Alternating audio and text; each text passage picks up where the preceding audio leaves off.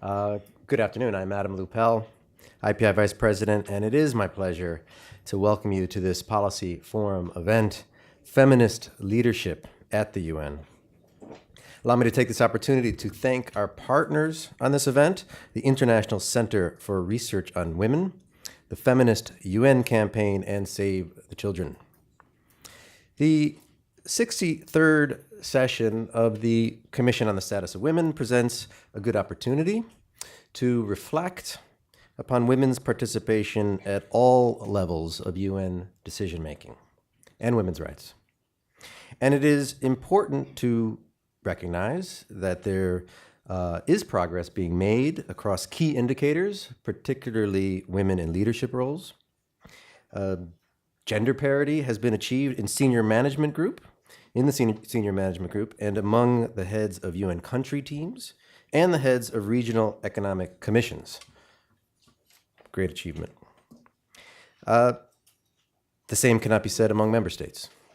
Only 45 of the 193 permanent representatives in New York are women. Although we recently heard the story that when Madeleine Albright first became USPR, she asked to have a meeting among all the women ambassadors, and there were 4. So there has been some progress. Of course, the president of the 73rd session of the General Assembly is a woman, and 2/3 of her team is female, but only 1 of the 16 elected vice presidents of the General Assembly is a woman. The PGA was here on Monday for a breakfast roundtable, and she, Riley noted that she designates her female vice president, and only that vice president, the peer of Qatar, every time she travels to serve in her place. Such is her commitment to positive feminist leadership at the UN. So there has been progress, but many people have noted that this has been paired with a very troubling backlash, and many obstacles remain. Not least of which is that there continues to be stubborn, biased perceptions among many about what leadership looks and sounds like, which often excludes women. At that breakfast meeting I just mentioned, the president of Estonia, Kersti Kaljulaid, relayed the incredible story I found about how she was actually physically pushed back from entering a room for heads of state during her first GA. It was like it never occurred to the guard that a relatively young woman could be president. It just didn't enter into his thinking. This has to change. IPI's approach to this work in part traces back to its role as the Secretariat for the Independent Commission on Multilateralism. One of the 16 topics that we covered in that process was women, peace, and security. But the thing was that no matter what topic we discussed, whether it was armed conflict or humanitarian affairs or climate change, and no matter who we talked to, whether it was government, civil society, academics, the gender dimension kept coming up again and again. And most importantly, it did so not as part of the problem, but as part of the solution, as a part of paving the way forward. A commitment to women's leadership, feminist leadership, by women and their male allies, must be a key component of any strategy to advance the cause of peace, sustainable development, and the revitalization of the UN and the multilateral system. This much is clear. And thus, I am very happy that we have such a great lineup of leaders here to discuss all of this. But first, we will hear further opening remarks from Katja Perman, Senior Advisor, UN Women. Katja, the floor is yours. Again, it's a great pleasure. The topic, of course, is very, very close to our hearts at UN Women. But what does it mean to be a feminist leader? By linking these two words together, we are linking ideology and action. Feminist leader is not only a champion of gender equality in rhetoric, but has a responsibility to take steps towards making this a reality and model the way forward for others. As many of you know, when the UN Secretary General took office in January 2017, the Feminist UN campaign, a coalition of women's rights advocates led by the ICRW, developed recommendations for the UN to undertake a more feminist course of action. This included utilizing feminist leadership as a model by increasing women's representation and protecting women's rights across the UN system. The Secretary General's system-wide strategy on gender parity, which was launched in September 2017, is a very impressive response to this. The strategy presented the UN with a roadmap of recommendations that has truly catalyzed system-wide action and, most importantly, results. As was already indicated, for the first time in UN's history, there are now more women than men in the Secretary General's senior management. And parity has been reached among the resident coordinators. Furthermore, as was also indicated, all 5 of the heads of UN regional commissions are led by women. The Secretary General has also taken steps to combat sexual exploitation and harassment. A high-level task force on addressing sexual harassment has worked towards ensuring robust minimum standards on how the UN responds and addresses the issue, including through a model policy on sexual harassment for the whole UN system. UN Women, with its mandate to lead and coordinate the UN system's work on gender parity and equality,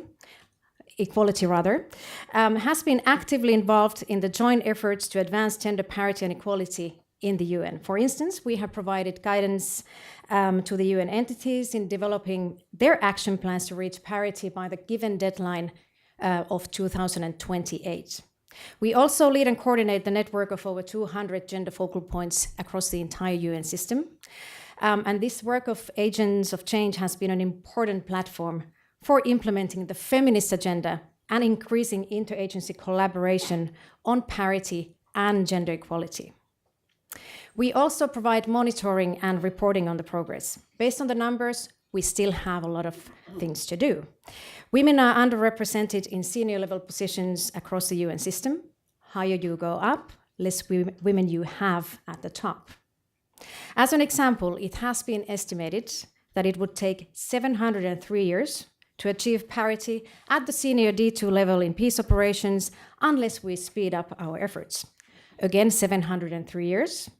I think you can agree with me that we can do better than this.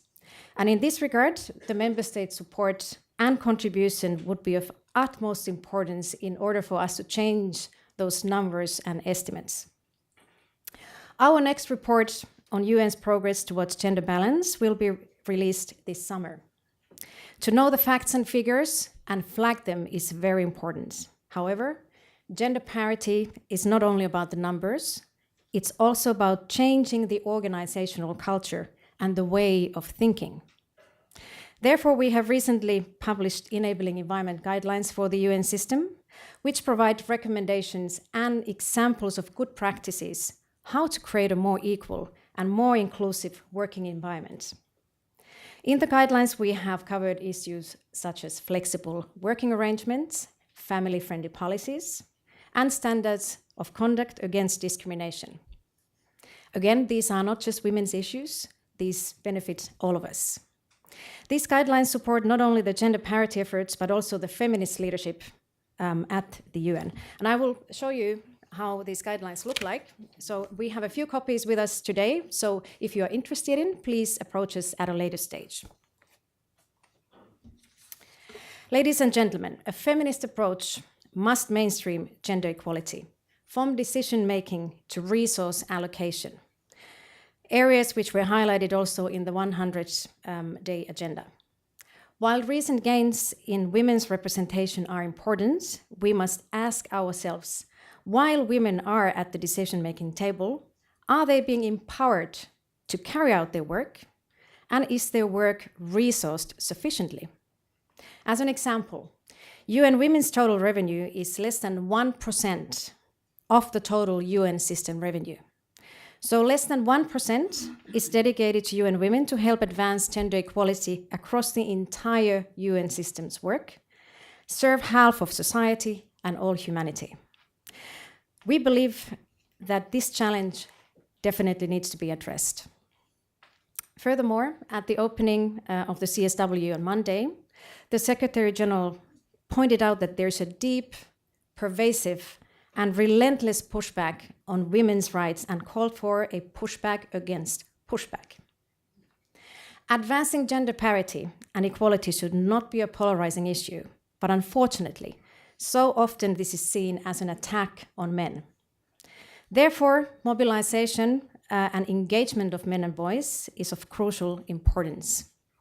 We need this dialogue to be much stronger than it is today. So thank you to all of you who are here today to fuel that narrative. Feminist leadership is for all, and it truly benefits all of us. So in addition to the results we have already gained, we still need more accelerated efforts and action to reach parity within the whole UN system, and especially in peace operations.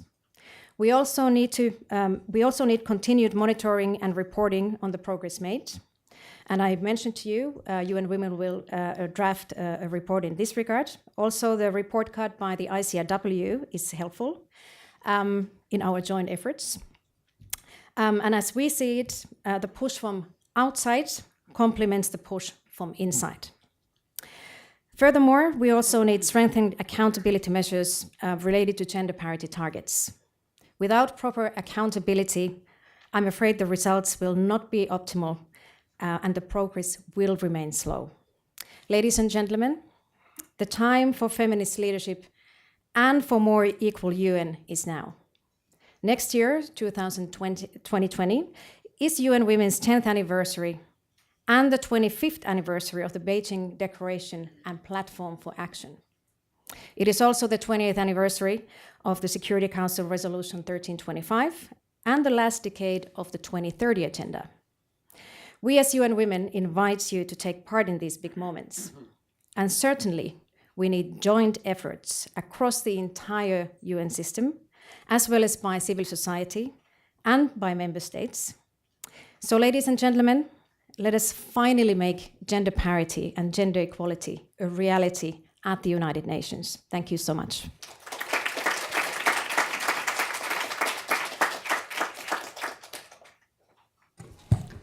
Katja, thank you very much. And let me add my welcome to all of you here today, and to those of you who are engaged in the Commission of the Status of Women. I hope the week is a productive one for you. Numerous of the points that both Adam and Katja have highlighted have been a significant thread for me in the conversations that I've been involved in and have had the honor to attend and participate in. Particularly the thread around the pushback on women's rights, the concerns around the multilateral system, and the less the push and pushback on women's status. And I think that this is why this conversation today, particularly with my colleagues here on the table, is so timely and so necessary. It is how can we ensure that the UN across the street and in its global work, how can we ensure that the UN lives up to its promise as a bulwark against that erosion of women's rights and indeed is a home for feminist leadership? Without further ado, I'm therefore delighted to provide you with an introduction to our esteemed panel. I'll let you know who they all are, and then I'll turn over to them for the conversation. We should have time for question and answer afterwards.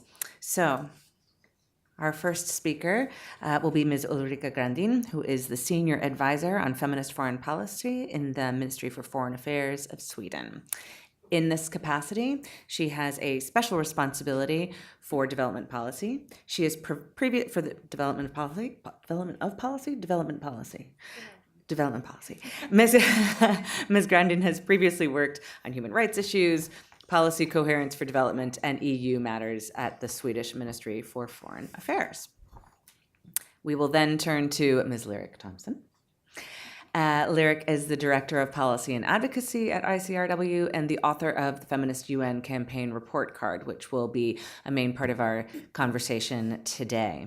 In this capacity, she leads the institution's formulation of evidence-based policy recommendations and manages the organization's advocacy efforts with the U.S. government and internationally. She's also an adjunct professor at the George Washington University, where she teaches on women's rights advocacy. Her extensive biography includes her work with numerous women's rights coalitions, her publishing record, and her previous work with Amnesty International.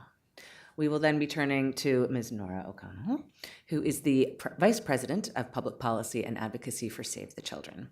In this role, she's responsible for the organization's advocacy work to shape U.S. foreign policy on international issues, including child survival, aid effectiveness, and the Sustainable Development Goals. Prior to working with Save the Children, she spent nearly a decade with Women Thrive Worldwide. She's also held roles in numerous political campaigns. And I think my favorite part of your bio was where, in which it says she now lives in the District of Columbia, where she hopes to one day have full voting representation in Congress.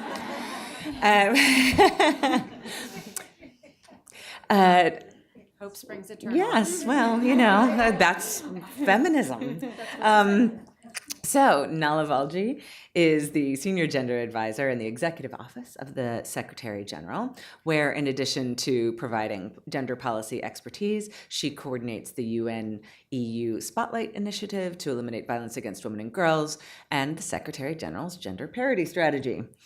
Prior to this, her work included leadership of the Peace and Security section at UN Women, founding and managing the International Journal of Transitional Justice, co-editing the Oxford Handbook on Gender and Conflict, working in South Africa on regional transitional justice issues, and managing the African Transitional Justice Research Network. And Nala is also a very good friend of IPI's and was in fact here last night for another event.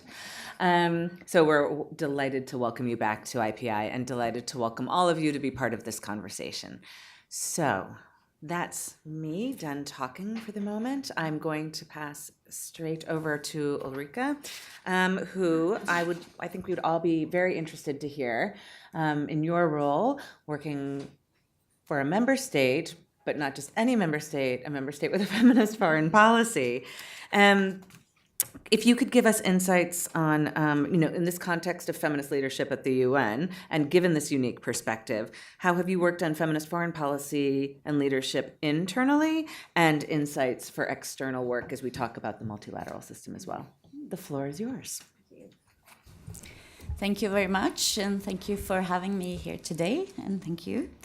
I'm so happy that Katja brought up a lot of organizational issues, because I think that feminism starts at home, really. Mm-hmm.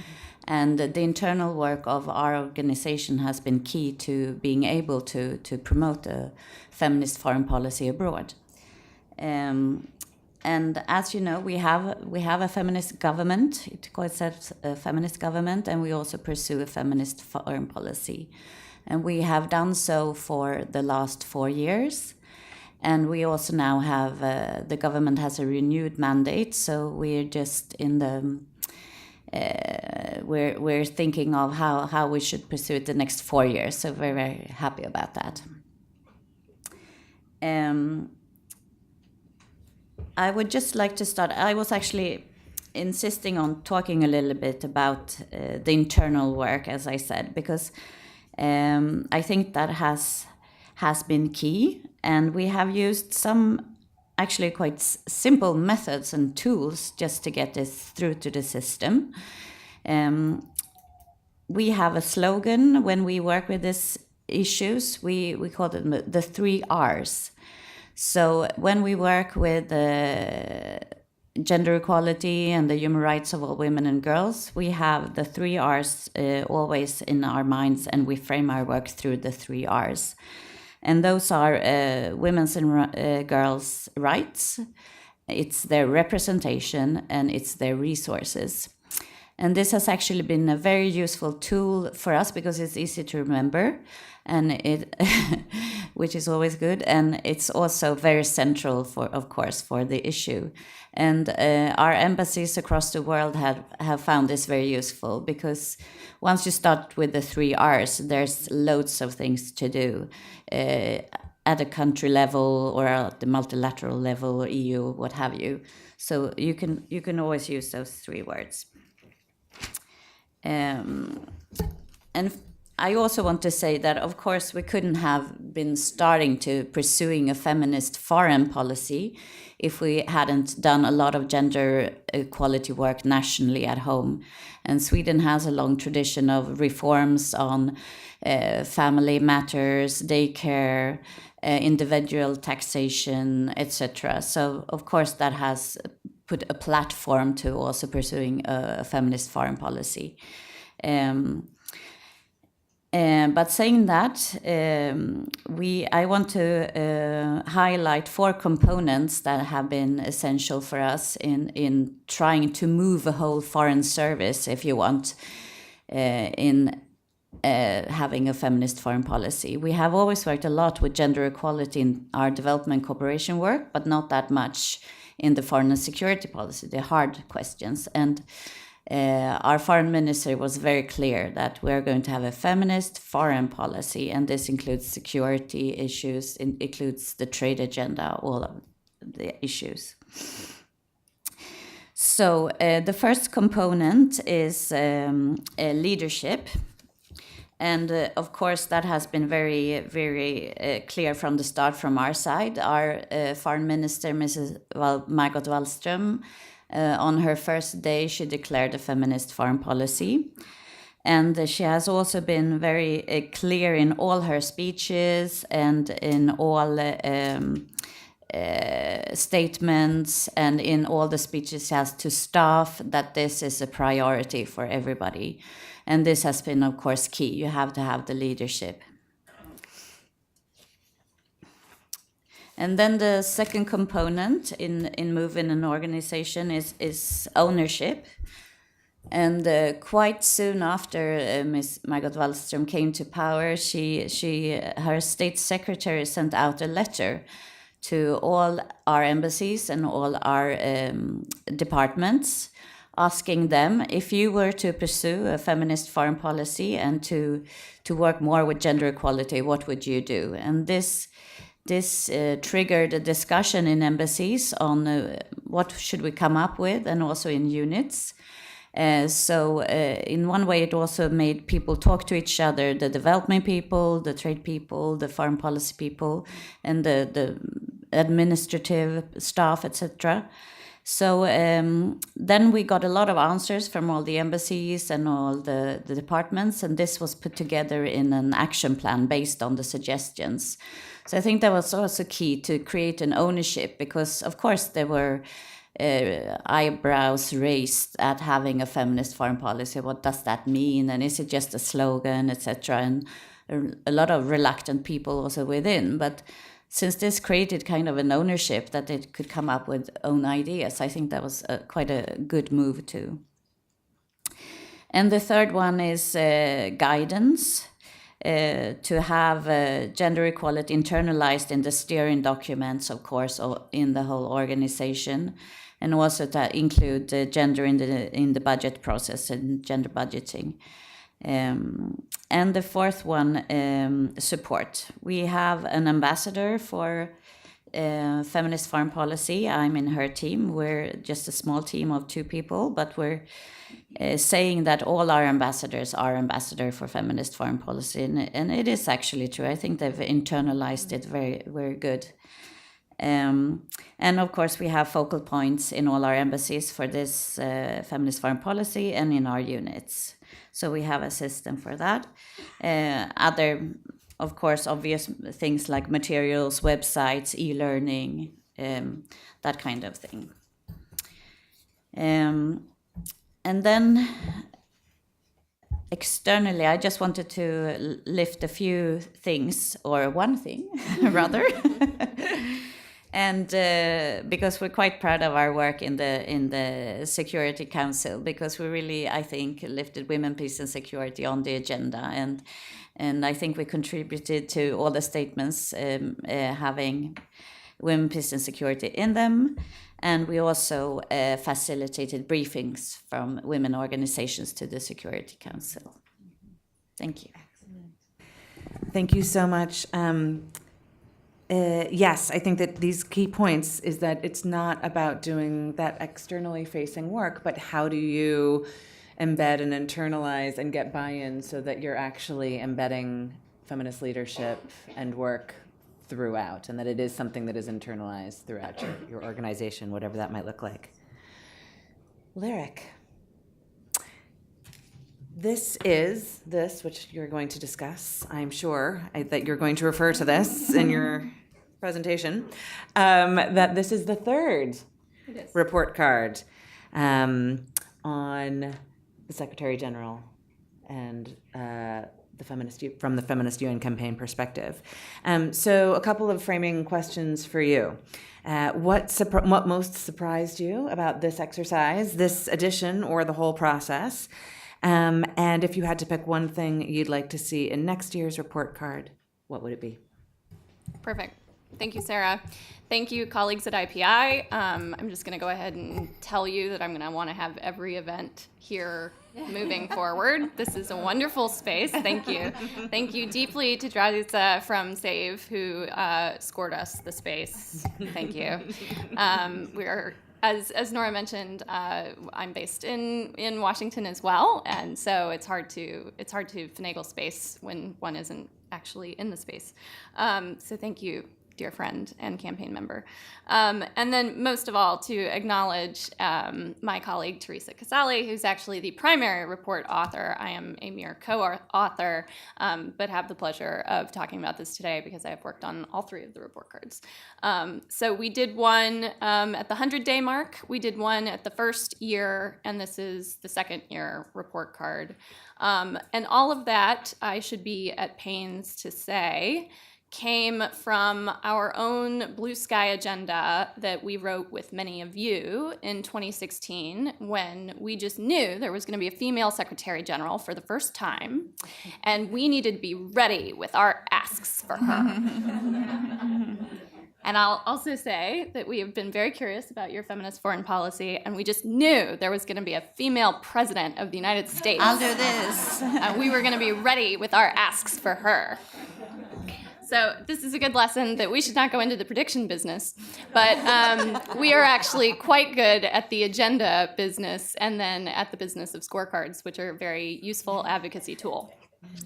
So in that regard, I am at pains to say that we have evaluated the Secretary General on our own blue sky agenda of what feminist advocates, UN watchers, academics who came together around that table at that time.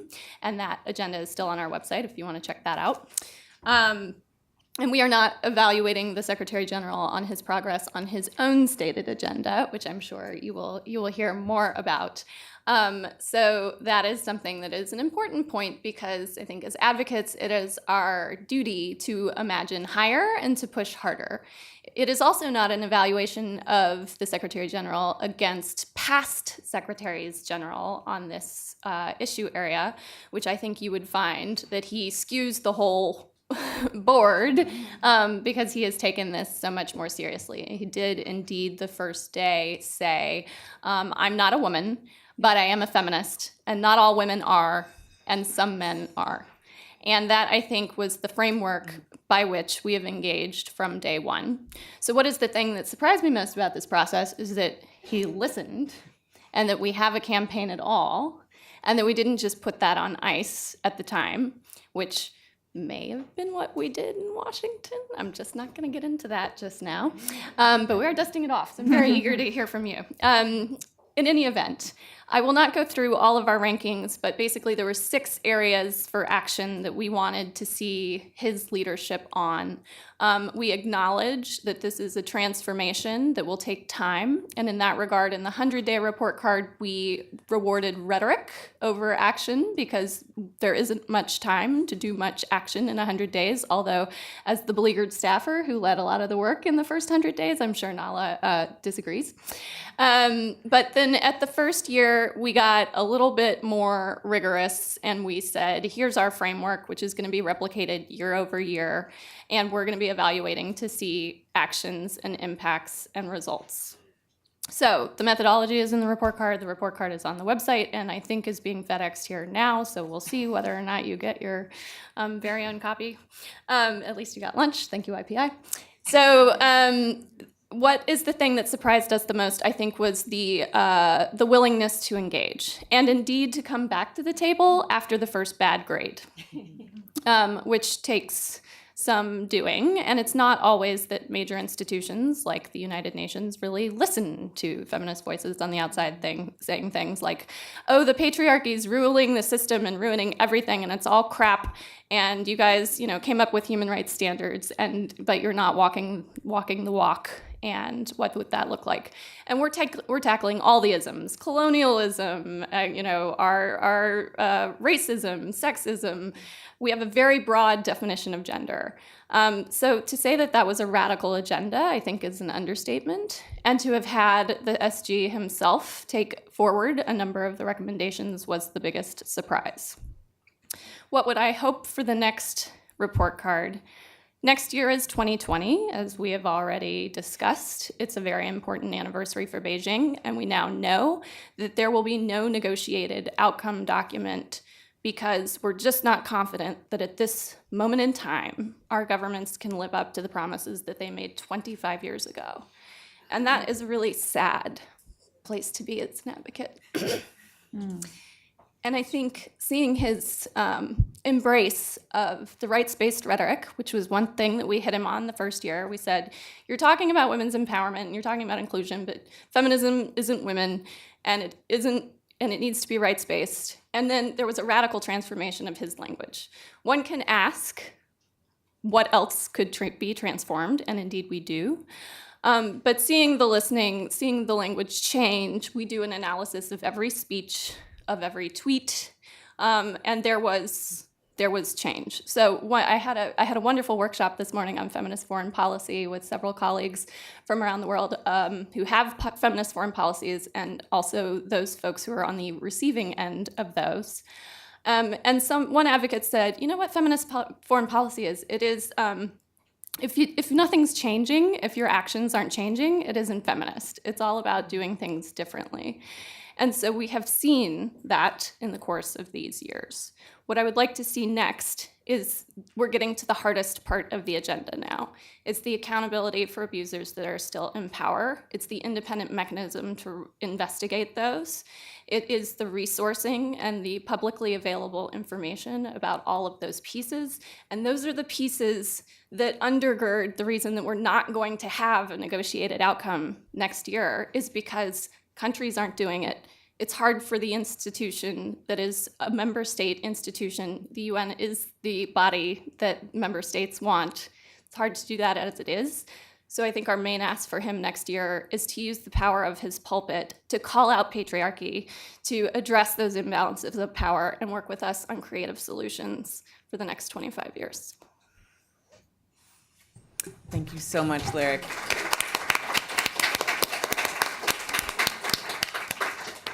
I mean, in addition to the call to action, I think that it's an incredibly valuable point to speak to just how difficult it can be and is for large institutions to internalize and change and listen and grapple. And so I really, really appreciate those points. I'm going to turn next to Nora, and with a couple of questions for you. So with your child rights-focused humanitarian development organization, with the commitment to promoting gender equality and girls' empowerment, would love to hear from you about how a truly feminist UN would address the needs of girls and where current gaps stand. And also regarding the promotion of feminist leadership and the inclusion of feminist civil society into policymaking spaces, which we've heard about some of the progress and opening of spaces there. What else concretely should UN and government actors be doing to promote gender equality within the UN and within domestic government structures? Thank you so much, and I want to, add my thanks to IPI, ICRW, the Feminist UN campaign for the opportunity to be here and have this important conversation. And when you think about how the UN can actually have an impact on the lives of girls and boys, quite frankly, around the world, you have to start with thinking about, well, how is the UN an agent of change? What is the power of the UN? And thinking about it kind of broadly in three baskets, the UN drives political leaderships and sets global norms. It channels vast amount of funding, and it provides a credible expertise around how to tackle some of the world's toughest issues. And when you think about kind of the scale, the UN system itself channels nearly $50 billion in expenditures each year. And that's not even counting the budgets that it influences, that governments themselves do through their domestic budgets, which are much larger. And these funds are channeled across things like human rights, sustainable development, and peace and security.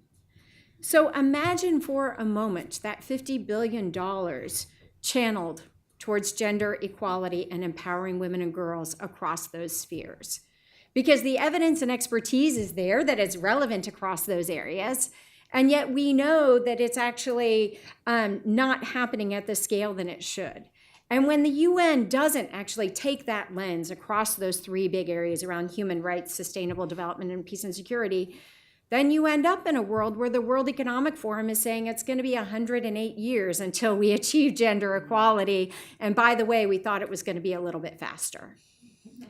But when the UN does do this, we actually can see that it can actually drive progress and be catalytic. And think about the MDGs and the ambition to have gender parity in elementary school and primary school. That's largely achieved. I mean, there are still some gaps around the world, but that was an ambitious goal when it was set and one that was largely achieved. We now have women, peace, and security as a topic of conversation, right? Everyone knows that phrase. There's convenings, there's policies around it, there's action plans, a lot of work to happen, but we're talking about these things. And so we do see that it is possible to make change, but we do realize that there are tremendous gaps. And just to give an example, the issue of ending child marriage, which is embedded in SDG 5. We're seeing a lot of progress around ending child marriage in a lot of areas around the world, particularly in countries like India and Nepal. But one of the things we're seeing kind of anecdotally is that when a humanitarian crisis hits, organizations like Save the Children feel like we think it goes actually up in those situations. So when families are at their most vulnerable, we're seeing actually this practice happen, sometimes in the name of protecting girls, that actually we know dramatically impacts the trajectory of their lives, their ability, their earnings, their health, their safety, all of these, their education, all of these kinds of things. And yet the UN, which is a vital player in humanitarian responses around the world, particularly important humanitarian crises, that data on what's happening around child marriage, it's not systematically collected and made visible in a way that it can be understood. So then when we try and understand the vulnerability of families and what's going on in humanitarian crises, then this aspect of girls' lives that affects them in every way is completely invisible. And I think that's a way to sort of think about what could be the power of the UN when you think about its role in a humanitarian crisis, because we all use that UN data, Save the Children, all the NGOs use that data to help us understand what are the needs. And if the UN is able to do that, it can transform the conversation about the needs of girls at their most vulnerable time. So I think that we all recognize that the UN is not the source of inequality, right? It's not the root cause here. But when the UN reflects the gender inequality that we see in the world, then it perpetuates that gender inequality. And when the UN invests in actually changing that, it can really be transformative. And that's the change that we're looking to see happen. And in terms of concrete actions that can be taken, I think from a Save the Children perspective, obviously what happens in New York is really important, but we actually think the greatest impact and the test of the UN is on the ground where people are living and how it changes and impacts people's lives. And so you think again around those UN missions that are on the ground and the work the UN is doing, it's thought leadership, it's convening, it's programming. Very often, women and girls in those contexts have no seat at the table. And that may mean that the UN is meeting with the Ministry of Finance, and with the Prime Minister's office, and the Women's Ministry isn't invited to the meeting. Or even more common is the fact that women and girls in civil society have no way to engage in those conversations. And so one of the really concrete things I think that can be done is how the UN becomes a way to institutionalize that space for women and for girls to have a seat at the table, whether it's around these programming or policy or political change that's happening at the country level. And how is that not kind of a one-off, we're going to invite you to this meeting, but it becomes institutionalized space? How the UN can help create that space for government and civil society to come together to tackle these challenges. And Lyric mentioned the opportunity of Beijing +5, and we're very excited that UN Women is talking about regional consultations and the opportunity to push forward, I think, our expectations of ourselves next year, recognizing the global challenges that we have. And one of the things that we would love to see is how do we actually imagine a Beijing +25 where we all push ourselves to have that institutionalized space for women and girls to have a voice at all of these levels, both in the process and in the outcomes of what that achieves. Because if we can't do it at that moment, when are we going to do it? And I know I'm almost out of time, but I just want to bring up one other thing that I think is really critical, which is the money. We know all of this costs money. And again, there are very few women ministers of finance. There are a few women who work in ministries of finance. There are not strong connections between the women's ministries and the ministries of finance in many cases. And many civil society organizations, the women's movements on the ground and those girls' organizations on the ground, while they know they are experts on the realities of women and girls and they may be the expert on what works, they are not the experts on budgets. And so they are not at the table, and they don't feel like they often have the expertise needed to even engage in those conversations. So I think the UN's role in investing in those local civil society movements, helping them build their capacity and helping create the space for them to be at the table, as well as the UN requiring of itself around that $50 billion to ensure that that funding is gender transformative, is something that could make a huge difference in whether or not 108 years from now we're still saying it's taken a lot longer than we thought it would to achieve gender equality. Thank you, Laura. Thanks.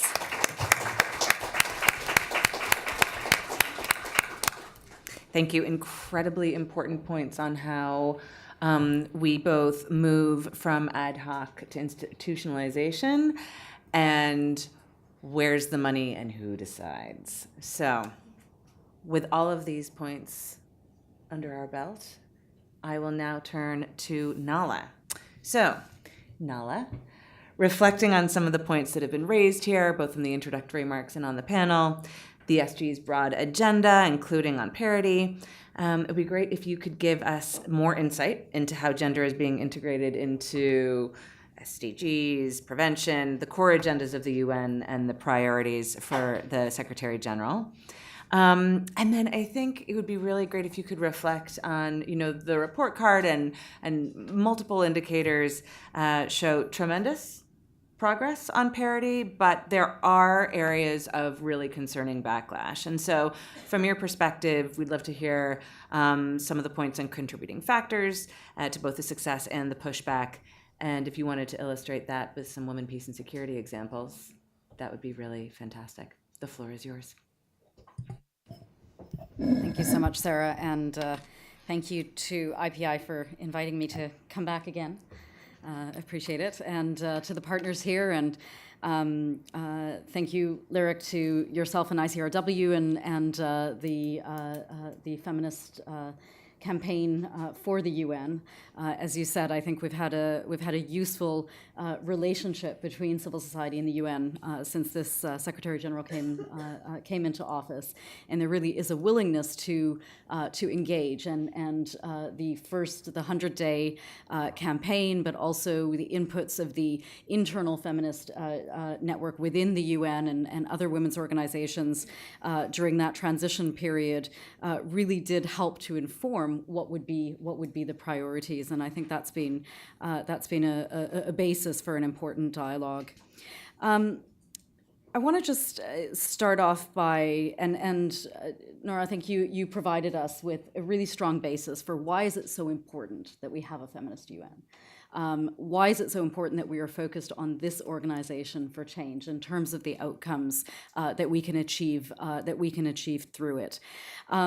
And I want to focus on first what has been an overarching priority for the SG, as you heard from the first days of office, which was institutional transformation and gender parity in the organization, and particularly in the most senior levels of the organization. And you heard the statistics already. We have more women than men in our senior management group. We have parity amongst resident coordinators. We have the highest number of women heading peacekeeping missions, and in fact, we have parity at the deputy heads of peacekeeping missions already at the moment. And in fact, we are well ahead of schedule for the Secretary General's target, which was to reach parity across all senior leadership by 2021, and we're well ahead of that goal. And this is significant in the current context. This organization is about to celebrate its 75th anniversary, and it has taken us this long to represent the communities and the globe that we serve. So it is no small thing that after 75 years we finally have parity in our senior leadership. It is particularly also important in the current context. We heard reference to Beijing, 25 years. There's concern that we cannot secure a document today that is equal to the document that we had 25 years ago. I can tell you, working on gender parity at the moment, we are trying to change the staff rules and regulations to reflect a mandate that the General Assembly has given the UN Secretariat for 5 decades, which is gender parity. There's a 1975 Fifth Committee resolution that talks about a priority in staffing for the UN is the equitable distribution of posts between men and women. That's a resolution that's almost 45 years old. We are still striving for that, and now we are striving just to have that recognized in our staff rules and regulations so we can actually achieve that goal. So I think that the current context in which we're operating makes it even more important that we have a feminist UN and leadership on these issues within this organization. But this is not just about parity with regards to numbers. It has also been about ensuring that we are challenging traditional assumptions of a woman's role in the world. So we have resident coordinators in countries leading our UN team, in countries where women's rights is a challenge, to be frank. We have the first female head of the Department of Political Affairs. We have an all-female leadership team in Iraq, an SRSG and 2 DSRSGs, entirely female leadership team in Iraq. And what has been important is about role modeling women's leadership. And I think this is a really critical issue, is that parity is fundamentally about institutional transformation. And you hear the Secretary General often saying that this is an issue of power. We still live in a male-dominated world and a male-dominated culture. And gender parity is fundamental to shifting that power imbalance. And that this is fundamentally about power. It is also about shifting and transforming our institutions in terms of how it is that we define leadership, and through that, fundamentally changing the outcomes that we achieve. For those of you who were here last night, I apologize for repeating myself, but I'm going to tell you my bedside reading at the moment is a book titled How Incompetent Men Get Promoted and What We Can Do About It. So I promise you, sensational title aside, it's not actually about that. What it is about is how we have ended up with the global institutional leadership that we have at the moment. And it's about what leadership traits we prioritize. And how that has led to the outcomes that we see, whether it is a prioritization of militarization over education and development, whether it is a prioritization over of economic, short-term economic gains over climate justice, etc. Our leadership traits that we prioritize give us a certain view and perspective of the world. And what we find is that we have not integrated traits that historically have perhaps been seen as more feminine traits of collaboration, coordination, consensus, and inclusion. And this is not to say that women are inherently these traits, but rather that historically those have been traits that have been that have been excluded from how it is that we define leadership. And so by having more diverse leadership, we lead to more diverse outcomes and more effective outcomes for our organizations. But I think we need to be careful not to conflate gender parity and gender equality. And we need to be careful not to conflate women and gender equality and feminism. As you heard, the SG from day one has been very clear that he is a feminist. But there are equally women that we put into positions of power that are not feminists. And I don't think that we should expect all women to carry the mantle of gender equality. We should also not see gender as the sole purview of women. I've heard it said before that in recent years that if we had more women in peacekeeping missions, we wouldn't need gender advisors. Gender is not the purview of women. Men have a gender as well. The problem is that we have constructed, right? We have constructed the world through the lens of one gender. And like fish in water, we don't see the water. Again, something I was talking about last night was another book that I'm reading at the moment on the gender data gap in the world and how it is that our crash test dummies are based on the model of a typical 70-kilogram man, which puts women's lives at risk during car accidents. How is it that we test drugs? Women metabolize drugs at a different rate than men do. Climate, how many of you know the feeling of freezing in your office because the air conditioning is on? Because we set air conditioning 5 degrees lower and colder than what is comfortable for a woman's body. So these things may sound trivial to you, but they are really important examples of the way in which we've constructed the world based on one lens. And they play out in really significant ways, particularly in peacekeeping. How is it that we keep the peace? Where do we keep the peace? How do we understand keeping the peace?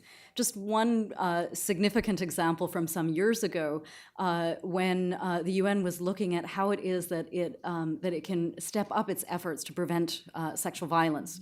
And in Darfur, they trained the peacekeepers to rather look at where the women were, at what hours of the day, and where were they most at risk. So rather than patrolling the roads to the marketplace at 3 p.m. in the afternoon when men were going back and forth, they started patrolling the dirt pathways to firewood and water at dawn and dusk, and reduced the incidences of sexual violence by 45% in 1 year.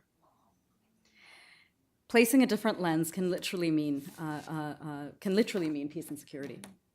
So I want to wrap up and just say that there has been a real focus on gender parity because that women's participation, leadership, profoundly leads to institutional transformation and change and the outcomes that we see on the other side. But it is just one piece of the puzzle. And it has not come at the expense. I was saying to the colleagues earlier that I've sometimes heard from people saying there's too much focus on gender parity. We can walk and chew gum at the same time. We can do gender parity and broader gender mainstreaming and gender equality at the same time, and it is happening. The critical importance of gender through all of the reforms was there. And the instruction was that the reforms needed to demonstrate how they were increasing gender expertise, gender capacity, and gender equality outcomes through our reforms. That was a priority. Financing. We need to know where we are spending our own money inside the UN. We are advocating to member states to spend more money on Goal 5 to make sure gender equality is at the heart of what we're doing on the SDGs. We need to know ourselves how much money we are spending.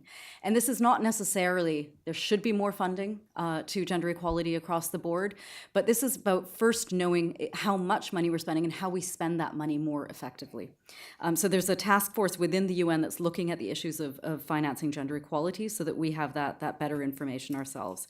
And then there's the overall prioritization across everything that we do. And you will see it in the SG's statements as you heard, in policy from counterterrorism to climate change to the SDGs.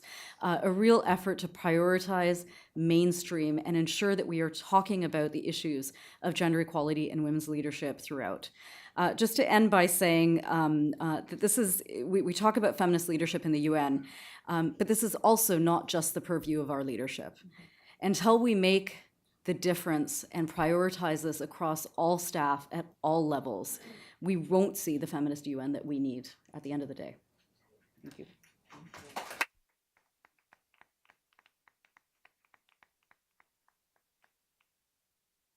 Thank you so much, Nala. I'm quietly confident that if we took a poll in this room, 90% of the women in this room would have a space heater and a blanket in their office.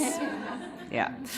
Thank you, Nala. A really fantastic summary tying together the various pieces, talking about the institutionalization at all levels. And also, I think this really important point, which is, what are the reframing the work that we're doing on these various targets so that they're part of the process that helps drive us towards the substantive change and shifts that we want to see. They're representative of that, yeah? Really, really important. On that substantive note from our wonderful panel, I'm going to open up to the floor. So I'll collect a couple of questions. I'll collect 3 questions if I could. And if you could say your organization and your name as you're asking your question, that would be really great. I've got one in the back. I've got one here and one there. Yeah, Amanda, yeah. Hi, my name is Sophie Rutenbar, and I'm with the Department of Peace Operations, which still has not actually had a female head, so still a little bit of work to go. So my question actually is, the previous Secretary General and other Secretary Generals before him did in their own way make a push for giving parity to women. Ban Ki-moon in particular came in and appointed large numbers of women to senior leadership positions, and yet in the last several years of his term, there was a big decrease, and IPI and other institutions have published about kind of the ending ratio, which was quite lopsided. So I wondered, clearly this is a big priority for the Secretary General, but are there steps that are being taken to make sure that this is institutionalized and maintains a priority throughout his term, presumably into a second term? And how can we make sure that this momentum continues rather than kind of dissolves once attention turns elsewhere? Thank you. Who's next? Thank you. I'm Dr. Danieli of the International Organization for Victim Assistance. Several points. One is, I've been traveling everywhere, and I have not seen a rise in equal number of boys and girls in classes in those cultures that, to begin with, don't have girls in schools. Perhaps the improvement is in the naturally Nordic countries, but just, it's more a data question. I also want to add, number 2, the psycho-cultural religious point of view here. It's less, from my point of view, it's less a political issue than a cultural will issue in many places. So I wanted to throw that in. From an expert point of view, the UN is not using experts, social science experts, well enough. You pointed the need for data, systematically collected data. Unless we have systematically collected data, we'll just celebrate or cry over an anecdote. It makes us feel good, but it's not totally it. So, and just one reframe idea. Maybe instead of power, we can talk about what women give to the world and what men give to the world, and where, at home or out there.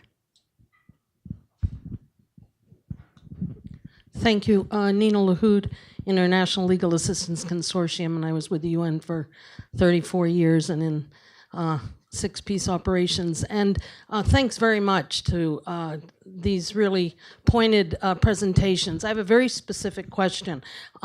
Everyone has focused on one of the key elements to implementing and facilitating a UN feminist policy is the need for adequate resources.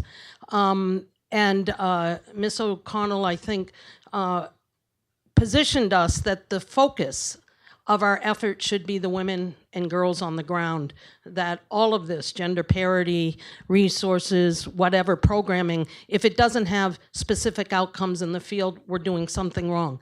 So my question in the context of resources has been a pet issue of mine is, I mean, everyone knows there's human resources and financial resources. And as I read the reports of the Secretary General on mainstreaming, and I listened here, there's the issue of capacity and the reference to gender focal points. I happen to have been among the first group of gender focal points where we all protested to the USG for management saying, we weren't hired as gender experts, we don't have that expertise, we'll try hard. But isn't the UN doing a disservice by not hiring substantive staff who have real expertise in gender? It's not to say gender focal points can't accelerate, but how much more progress could be achieved, including vis-a-vis advising national stakeholders, if you really have gender expertise among human rights people, disarmament people, peace-building people, et cetera. And I'd like to ask that question, why isn't this part of the push for prioritization? Thank you. Thank you, Nina. So I'll come back to the panelists to address as they wish. Briefly, of course. Okay, civil society at the table, going first, all protocol not observed. Couple of quick answers to those questions. Thank you very much. On peace operations specifically, but then also on the question of how do we sustain the momentum going into term 2. Love to think with you about what term 2 agenda should look like. I think that we, the difference in terms of, again, just looking at the parity measure, which is an easier measure as you're thinking about things like report cards. It's significant to us when we wrote the Blue Sky agenda that there had been these commitments, as Nala reminds us, going back to 75 on gender parity, but there had only been roughly 5 percentage point change over the last decade when we wrote that paper. And so we just don't have enough decades to sit around and wait for incremental progress. And a good way to accelerate progress is exactly what has happened here, which is the willingness to set specific time-bound targets. I will achieve X number by Y year, or it wasn't a success. And great, look at what happens. You're already ahead of schedule when you do something like that. Great, but then to your point, let's think about term 2. Where do we reset expectations? Several of his, I think, promises will be things that will still be applicable in term 2, but how do you continue to update your level of aspiration as you have progress under your wings and make this the expectation that this is just de rigueur moving forward? On the several questions that were raised, I'll just pick a couple. I'm sure Nora will pick up on girls' education, et cetera. But just wanted to make one very important point that I didn't make in the beginning, which has been how helpful it has been to have a very diverse set of demands coming from all over the world, both in the writing of our paper, and thank you to all of you who participated in the civil society survey or did key informant interviews. We were over dozens of countries in all regions of the world, et cetera, and that has also been demand for this agenda that's come from the member state level. And just because we have a Nordic state sitting here, I don't want to indicate that this isn't an agenda that's supported broadly by a number of states. You know how CSW is. There's a number of competing events, and we did send invitations as well. But Mexico has a feminist foreign policy, for instance. There are 149 members of the parity group. They're not 149 Nordic countries, I don't think. No. So, this gives you an indication of the breadth and depth of that in terms of geographic demand. And these issues, of course, are universal. We all participate in the patriarchy. And on data, yes, absolutely. To all the things, we need to be collecting all the data and publishing it. And a call that I forgot to make when I had my advocate hat on for the financing, for Task Force for Financing on Gender Equality that the SG has created, for that information to be publicly available would be incredibly helpful to those of us on the outside trying to look for this. Someone, when we wrote the paper, said something about the UN system being more opaque than North Korea. That's real. But also thank you for things like the website on parity that you have established, where there's clear measures. You go there and you can see agency by agency, how are they doing. Great, we love information, we love data. And then final point on human and financial resources from Nina, thank you, absolutely. It is definitely part of the agenda. I was at an event earlier this week with a number of ambassadors for gender equality, at which every single one from countries who shall remain nameless indicated that their mandate was part-time. So it's a two-part challenge there for me. One, making sure that we have people who have expertise who are gender advisors.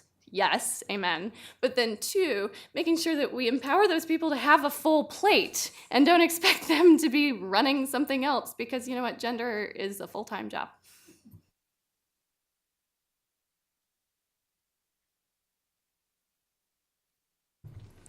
Sure, just to speak to that issue about data, which, the importance of it being systematically collected and sort of this, what does the data actually tell us, right? And I want to go back to something that Lyric talked about at the beginning, which is that this vision of feminism that is encapsulated in this is a very diverse vision of feminism. And what that isn't just an abstract idea, but what that means is that there are vast differences among men and women that are driving inequality in terms of outcome. And those things might be rural, urban, it might be race, it's definitely economic, it might be caste, it might be religion. We all know what those dynamics are. They are unique to different contexts, and those things intersect with each other.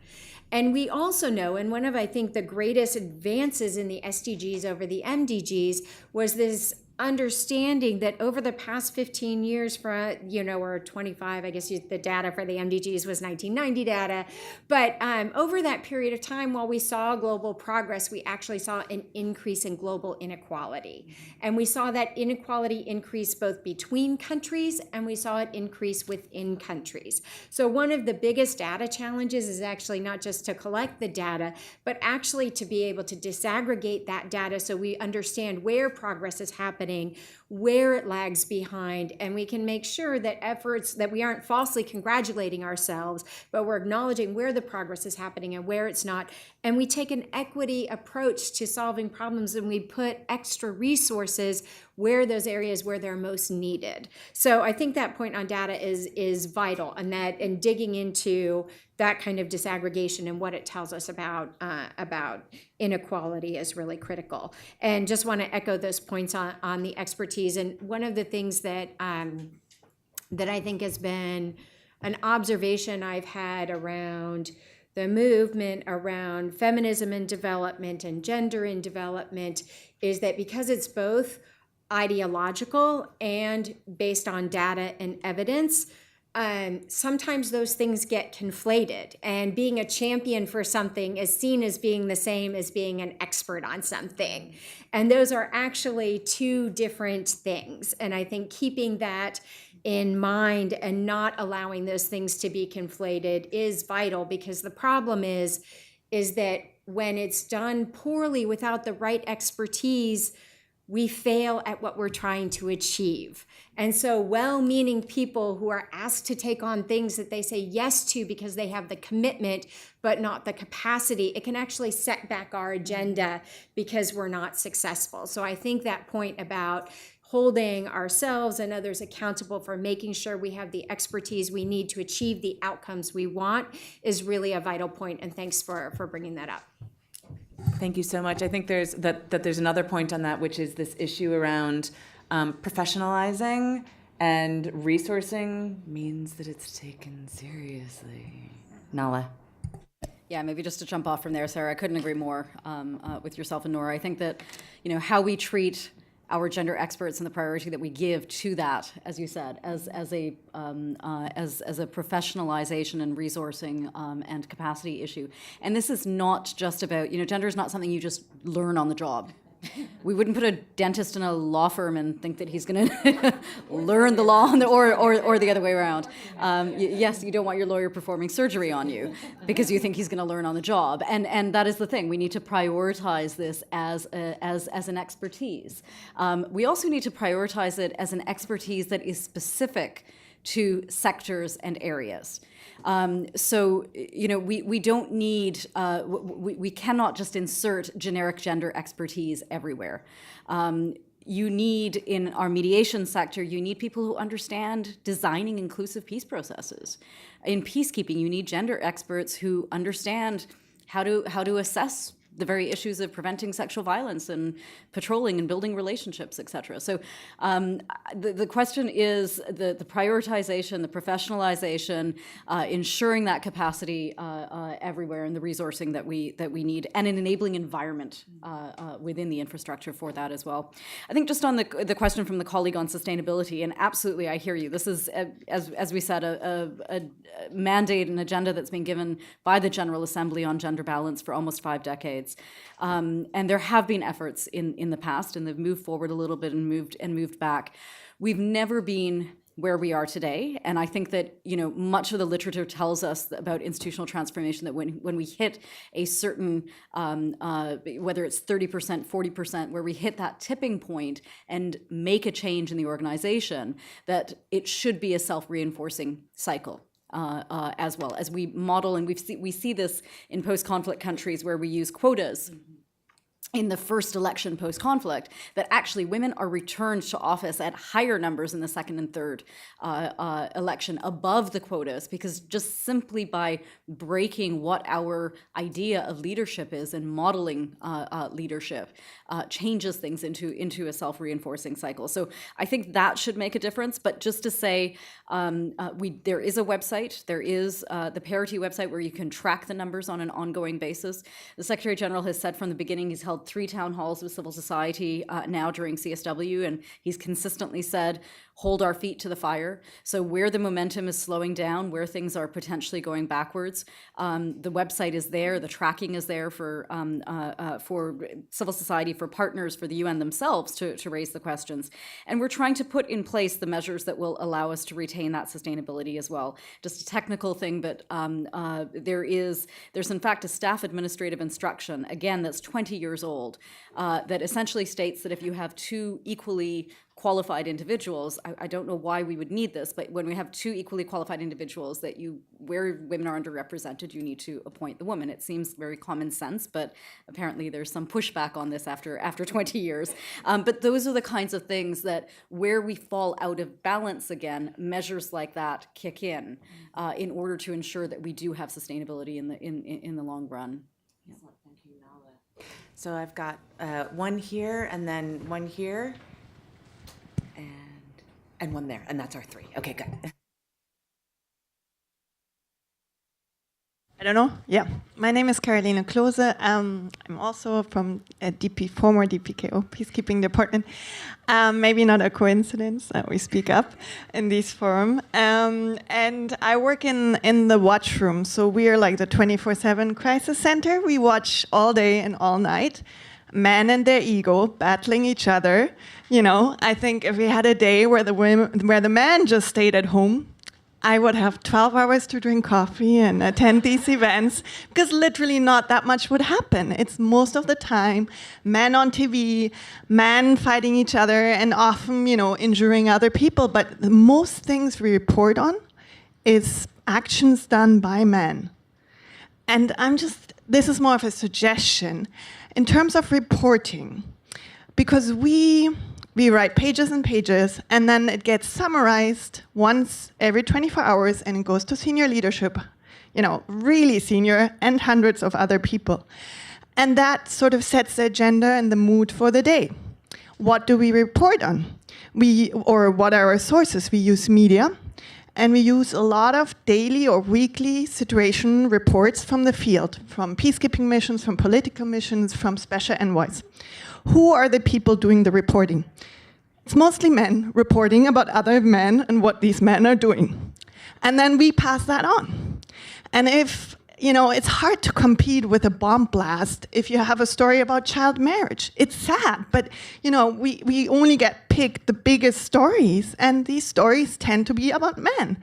If we had a dedicated section or clear instructions that there has to be a quota, okay? You have to report about, one woman a day, or there's like a section, how you have a human rights section, operations section, maybe a section specifically on, gender-based violence or something like that, then there would be space. And then we would set the agenda for that day. And then in senior meetings, what are they going to discuss? Maybe not the fifth bomb or fifth peace negotiation with men around the table, but rise in sexual violence in this place. So I think if you could offer training or advocate for us to have like a gender lens while reporting, it would make a huge difference. And start in the missions. There are often military people who are sending you things, and it's not ill will, it's just lack of awareness and lack of political prioritization. I think that would make a huge difference and would make our job a lot more enjoyable. Thank you. Thank you. Thank you. Tanisha? Good afternoon. I just had a... Oh, sorry. I'm Tanisha Huon-Paul. I work for the Department of Political and Peace Building Affairs, and I'm sorry to make this Q&A a bit too UN dominant. I just had a quick question, whether any of the panelists might be able to comment about issues to do with backlash. The reason I bring this up is because in order to have longevity and systemization of the different practical initiatives that are being implemented, obviously there does seem to be a range of different levels across the globe backlash, and whether it's the sort of the trope of the disempowered male and the rise of far-right movements, or whether even within our institution you can see that there is this trope that's now going around, Nala, you'd be aware of this, that every time a man doesn't get a job or every time a woman does get a job, it's not because they're deserving or that the male candidate was not, it's because of the gender parity strategy. And so all of these sorts of little micro backlashes, or, in terms of then snowballing into becoming its own movement, just sort of, I think it's really important, if you're on this side of the agenda, really trying to create organisational cultural change to understand really well the obstacles that are coming, down the pike, even if they're not necessarily, sort of calcified right now. So I just wondered if anybody had any insights into research that was already being done, or that sort of thing. I mean, I certainly don't want to be a what about the men in a feminist space, but, this is actually part of, how we advance this agenda. Yeah.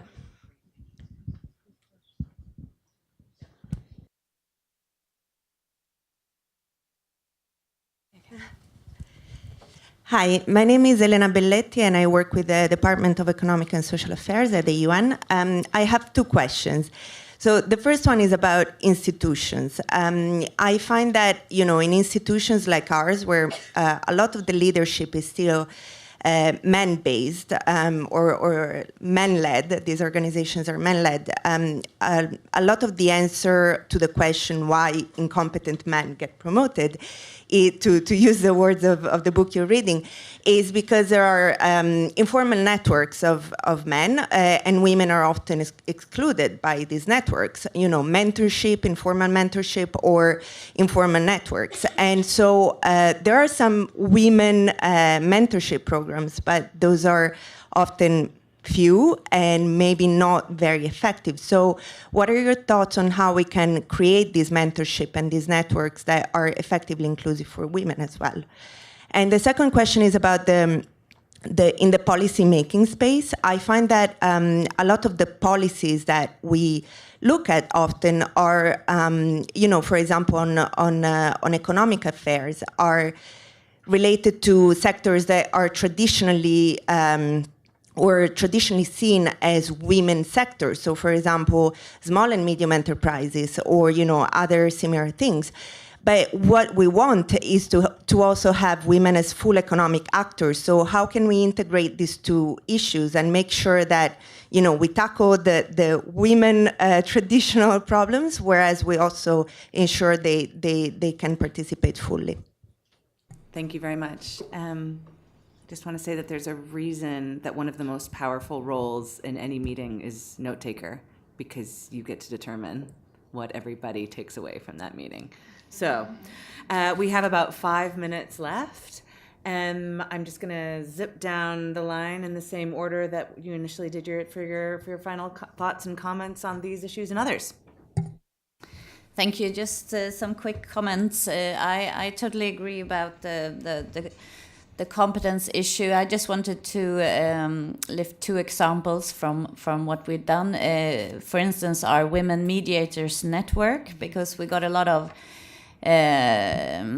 questions about, there are no women mediators, we can't have women because they are not there or they're not competent enough. So we have created a Women Mediators Network, and I think that that's probably what we could do with other issues as well.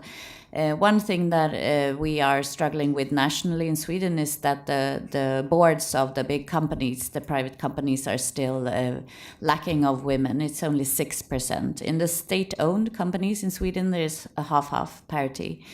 And there has been quite a resistance towards quotas, but personally I think that's probably the way to go, or to create networks to say that there are board members here. You can just pick and choose. And then just a short word also on reporting. What we've done in the Swedish Foreign Service system is in the templates of reporting, economic reporting or political reporting, human rights reporting, to have a section on gender equality and women's issues, just to get it in there. So I think that's probably where to start. Thank you. So I'll just say yes and affirm all of the suggestions that you've made. Unfortunately, I have no power to enact them, but I think they were all good ones. The question on backlash is one that I am candidly still grappling with. We're hearing, first of all, I think that it's an indication that change is happening. But I know that we know from decades of scholarship in this area, in terms of when you are doing gender equality well, you're transforming power relations. There is an inevitable backlash that's often expressed in violence, but it could also be expressed in other ways that you've suggested with some of the comments, and disempowerment, just in terms of like, well, you aren't worthy. We know as a sector how to anticipate backlash, how to diffuse it, how to transform social norms, and I think that's something that we need to be doing a better job of, taking the tools, the research that's been done by ICRW and other amazing organizations, including the gender experts working right here in the UN, on how do you know this, how do you name it, how do you build a culture of accountability around ensuring that that doesn't happen, ensuring that's held to account when it does, but then prevention, the power of prevention, we know exactly how to do this, and we need to be doing it, holding the mirror to our own faces. And then in terms of mentorship and networks, I think we also have good tools from organizations like ICRW and others on how do you institutionalize change, and that is a perfect example of one of them. I was really heartened to read an article in Washington about lactation rooms becoming the new power corridors on Capitol Hill. Awesome. We went from some of the more senior female senators who recall not finding a ladies' room when they were first elected to office, to now having lactation rooms and enough female staff and a growing number of female members. We're well behind most of your countries who are in the room, and we're working on it. But in any event, there's more than there used to be, and the power of those networks, whether formal or in some cases informal, that's where the power corridors and the hallway conversations are now happening, and I think that's a great indicator of change.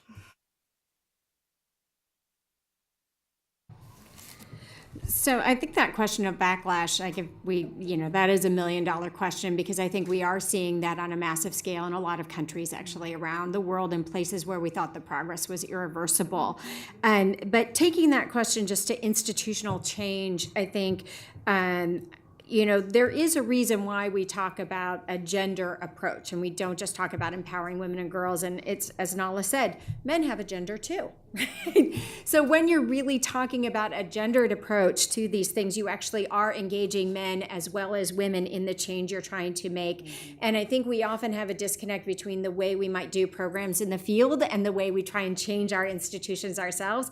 And we sometimes don't take participatory approaches. And one of the things that we don't do enough of that we find really powerful is actually gathering that firsthand subjective data. Like, we look for that objective data of that third person, but what are men and women or boys and girls reporting as their own experience?